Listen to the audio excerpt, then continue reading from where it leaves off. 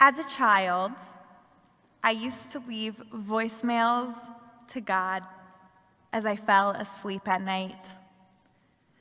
Clearly, God was too busy to answer my call in real time. But I imagined that at the end of a long day, God would catch up on God's voicemail messages, would hear my gratitude, my requests, and would think of me with a smile.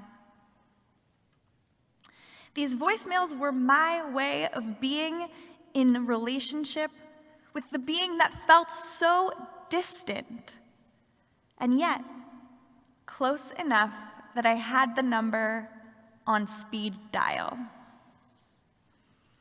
Our Torah seems to confirm my childhood inclination that there is some substantial distance between humans and God.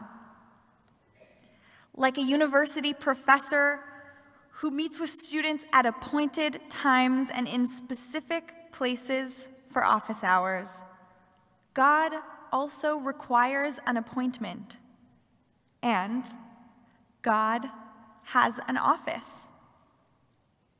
So important is God's office, or more literally, God's dwelling place, the Mishkan, that we read about every single detail of its construction, its beautification, not only in this week's Parsha, but for the past several weeks.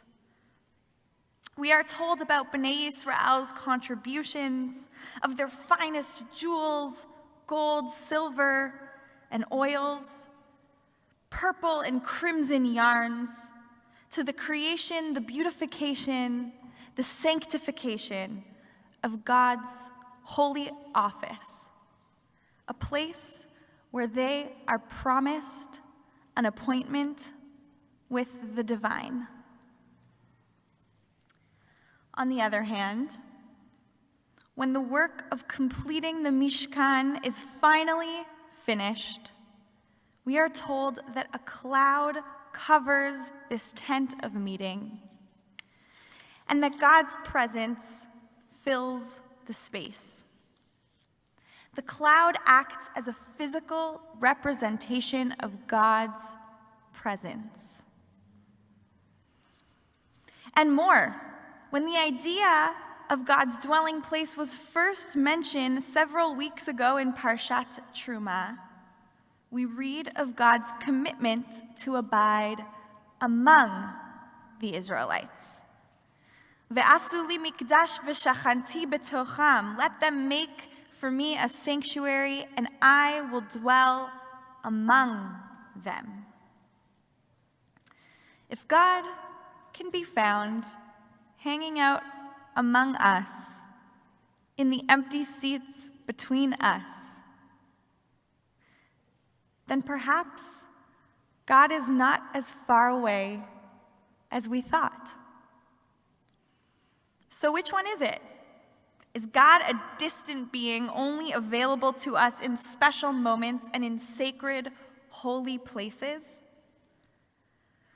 Or is God close to us, nearby, accessible? Is God immanent or transcendent, distant or very present? Ayeh mekom kavodo, where is God's holy dwelling place? A key element of the construction of the Mishkan are the kruvim, the cherubs that sit on top of the ark that travels with Bnei Yisrael throughout the wilderness. These kruvim, these cherubs on either end of the ark, must face each other. Ufnehem ish el achiv. And where does God rest? Between these two siblings, amidst their encounter with one another. It's no wonder the word for cherub, kruv, sounds an awful lot like the Hebrew word karov, close. Just as Emma said earlier, we are accountable to each other. This is what this parsha is all about. God is precisely where the two faces of these kruvim, these cherubs, meet each other. God is where we meet each other. God is as close as we allow. This past Thursday evening, we welcomed over 150 people into the mezzanine upstairs, mostly people in their 20s and 30s, to learn from Palestinian citizen of Israel, Mohamed Darashe, about his peace-building efforts, particularly in this time of pain and crisis. Wherever Mohamed teaches, he calls his audience to turn toward each other, to face our siblings, our neighbors, to allow for holiness to rest between us, in place of the violence and hate, in order that we can begin to repair and rebuild together. We can't do it alone. We need each other, and we need to face each other. Our Torah teaches us in the earliest story of our creation that it is not good to be alone. Lo tov heyot adam levado. The only other time in our Torah that something is described as not good, lo tov, is in the case of Yitro, Moses' father-in-law, who encourages him to do a better job of delegating tasks in order not to take on the load of leadership alone. The only thing that our Torah ever identifies as fundamentally not good is loneliness.